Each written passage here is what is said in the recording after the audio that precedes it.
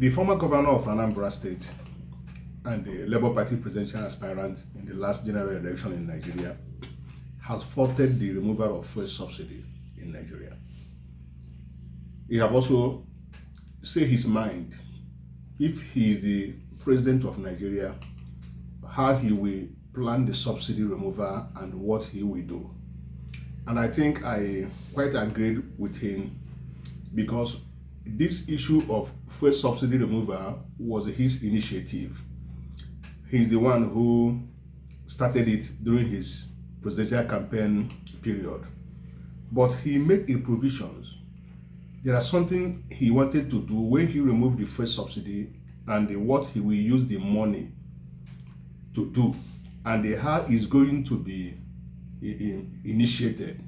It's not something that you just start immediately without having an adequate plan on what to do with the money, or with the something that will come from it to the masses.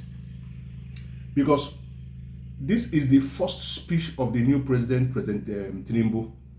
He just used it to give to Nigeria as his first day in office.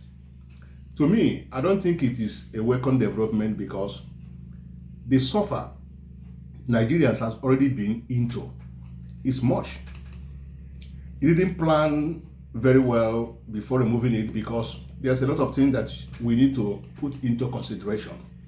For example, you know that when this thing happened at the first day of his presidency, he didn't consider of transportation that will increase times 200%.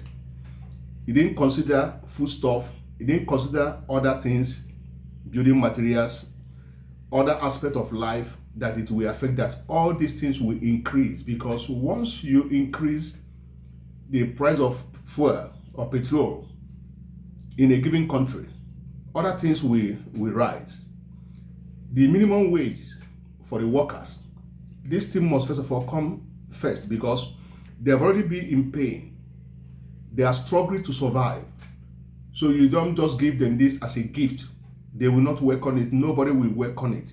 There must be a plan towards it, because you must have an advisor who will advise you as a father. Every parent, every father, every mother have the interest of his family at hand. Good one for that matter, not bad ones. But I believe he, as a father at his age, supposed to know what the ordinary masses are passing through in life. So you can able to know what to do to make them feel happy.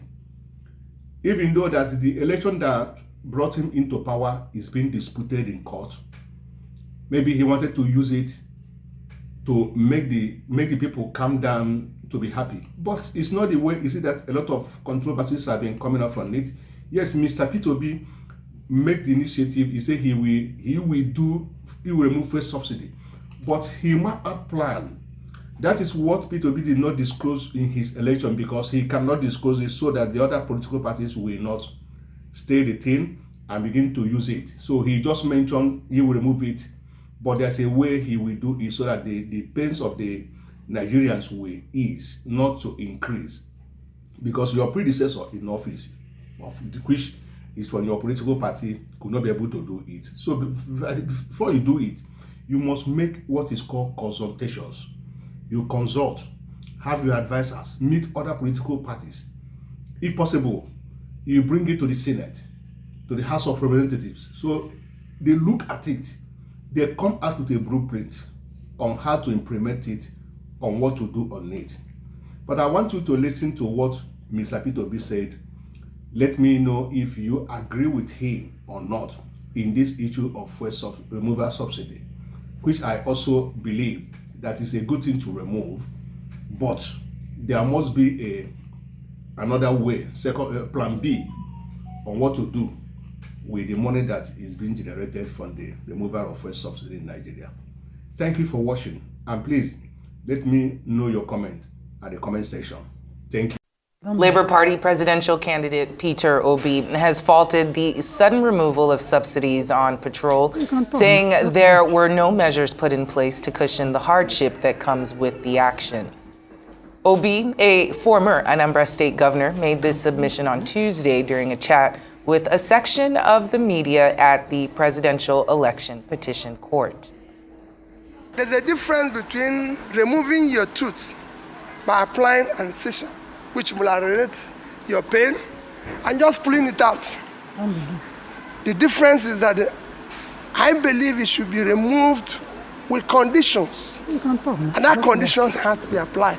If I was involved, I would have shown in empirical statistical data how much we are going to save, where we are going to apply it, the gains for the people, so they can, just like I said all throughout my campaign, that I'm going to govern the people by being open, showing them empirically verifiable facts on how the country can be better, and everybody can follow it. The reason why Nigerians are agitating about everything here is that when people say, let's go and suffer, let's go and sacrifice, they don't see the effect of the sacrifice at the end.